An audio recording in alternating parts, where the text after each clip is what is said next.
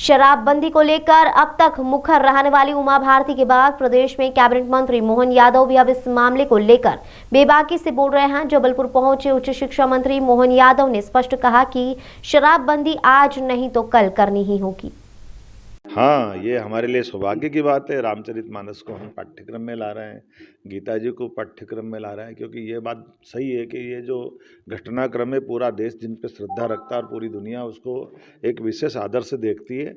ऐसे में समसामयिक दृष्टि से जो हमारे वर्तमान के विद्यार्थियों को शिक्षा दे सके, उसमें कुछ सीखने समझने का मौका मिले और अपनी संस्कृति पे गर्व करने का अवसर हो, ऐसे उन चीज़ों को जोड़ करके हम अपने पाठ्यक्रम का हिस्सा बना रहे हैं। हमने टंटिया मामा को पाठ्यक्रम में हिस्सा बनाने का निर्णय किया है। रानी दुर्गावती जी के जीवन चरित्र को सामने लाने का प्रयास कर रहे हैं। हम कोशिश कर रहे हैं कबीरदास जी, रविदास जी, हमारे अपने तुलसीदास जी, ये सभी महापुरुषों के जीवन के अच्छे प्रसंगों को पाठ्यक्रम का भी हिस्सा बनाएं और साथ साथ स्वावलंबी स्वरोजगार आधारित शिक्षा समाज में लागू हो, ताकि शिक्षा केवल शिक्षित बेरोजगारों की फौज ना खड़ी करके उनका जीवन में सार्थक रोल भी हो और वो वर्तमान की दृष्टि से दुनिया में हमारे दुनिया में हमारे युवा खास करके बौद्धिक संपदा की दृष्टि से वो बड़ा रोल अदा कर सके।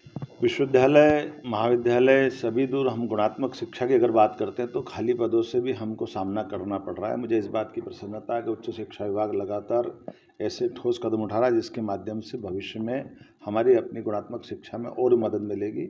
ये हम तीसरी बार पीएससी की परीक्षा आयोजित करने जा रहे हैं, जिसमें लगभग 2200 पद इस सत्र के लिए और 2200 पद अगले सत्र के लिए, और ख़ास करके केवल असिस्टेंट प्रोफेसर के नहीं, हमने पहली बार रजिस्ट्रार लेवल के भी 4 पद सीधी भर्ती से हम करने पीएससी के माध्यम से जा रहे हैं। असिस्टेंट रजिस्ट्रार के सारे पद हमने भरे हैं।